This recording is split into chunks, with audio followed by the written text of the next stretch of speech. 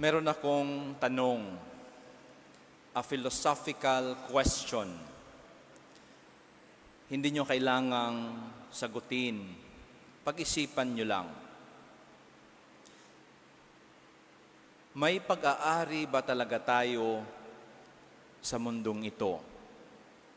Can we truly own anything?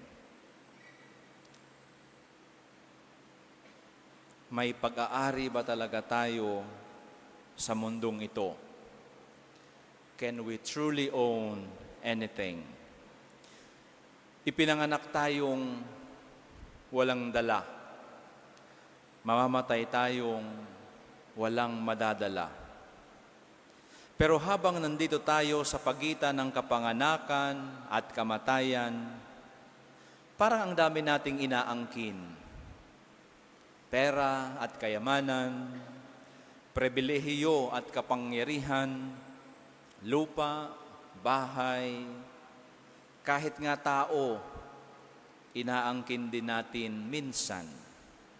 We act as if we own something, and sometimes way more than what we truly need. Mga kapatid, sa ating mga pagbasa sa linggong ito, binibigyan tayo ng pagkakataong suriin at pag-isipan ng ating buhay at ang mga bagay na ating inaangkin at pinahahalagahan.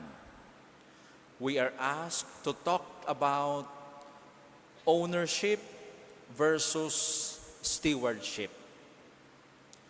Ownership versus stewardship.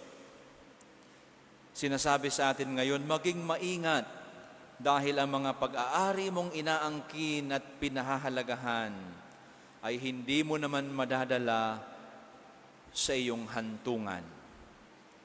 So the more important question is not what do you have, but what are you doing with what is entrusted to you?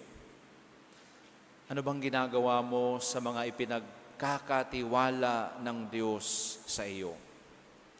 Sa Ebanghelyo ating napakinggan, isinaysay ang isang talinghaga tungkol sa isang mayamang lalaki na nag-ipon ng kayamanan. Nagplano siyang mag-relax, magpahinga, magsaya, pero biglang dumating ang Diyos at ang wikay, hangal sa gabing ito'y babawian ka ng buhay. Kanino mapupunta ang mga bagay na inihanda mo? Mga kapatid, ang problema sa lalaking ito is not because he is rich, but because he believes that he owns everything. And that ownership is the ultimate end. Hindi siya masama dahil mayaman siya. Masama siya dahil akala niya pag-aari niya ang lahat at ang mga ito ang ginawa niyang sukatan ng kahulugan ng kanyang buhay. No regard for God, no regard for others. Sarili lang ang kanyang sukatan. Kaya nga ito ang babala ni Jesus sa kanya at sa atin. Mag-ingat sa kasakiman. Ang buhay ay hindi nasusukat sa dami ng iyong ari-arian. Ito rin naman ang sinasabi sa unang pagbasa. Lahat ng ginawa ng tao'y pinamuhunan niya ng karunungan, kaalaman at kakayanan. Ngunit pagdating ng araw, ay may iwan lamang sa susunod sa kanya. Pagod ka ng pagod, ipon ka ng ipon, pero sa huli, hindi mo naman madadala sa iyong huling hantungan. Bakit? Kasi wala tayong tunay na pag-aari sa mundong ito. Lahat ay pahiram lang ng Diyos. Ang kayamanan, ang kapangyarihan, ang lahat ng ari-arian, maging ang ating mismong buhay, Hindi tayo ang may-ari ng kung anong meron tayo. Katiwala lamang tayo. Kaya nga't pinapaalalahanan tayo ni San Pablo sa ikalawang pagbasa, pagsumikapan ninyo ang mga bagay na nasa langit. Isaisip ang mga bagay na panlangit, hindi ang mga bagay na panlupa. We are not owners. We are simply stewards.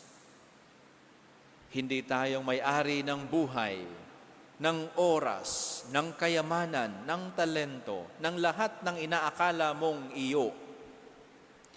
Tayo'y katiwala lamang ng Diyos. So ano ang dapat gawin ng isang mabuting katiwala sa mga ipinagkatiwala sa Kanya? Huwag sayangin, kundi pahalagahan. Huwag abusuhin, kundi pangalagaan. Huwag angkinin, kundi ibahagi ng walang pag-aalinlangan. Let us use whatever resources we have not to glorify ourselves, not to oppress and take advantage of others, but to glorify God and to be of service to others. So the invitation is to shift our priorities from ownership to stewardship, from greed to generosity, from selfishness to solidarity. A shift in our perspective and priorities. Huwag nating gawing Diyos ang kayamanan. Gawin nating kayamanan ang Diyos. Huwag nating mahalin ang ari-arian. Gawin nating pag-aari ang pagmamahal.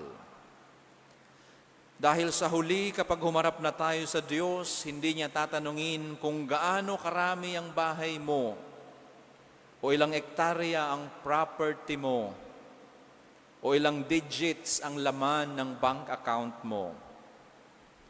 Ang itatanong sa atin, ano ang ginawa mo sa mga bagay na ipinagkatiwala ko sa iyo? God will not ask you what you have or what you have accomplished. He will ask you how you loved and served others through the gifts He has allowed you to have. Our life will not be measured by what we have, but by how we love. Mga kapatid, ang kabaong na huling himlayan ng ating katawan ay walang bulsa. Wala tayong madadala. Pero may maiiwan tayong marka. Kabutihan ba o kasamaan? Paglilingkod ba o pagkagahaman?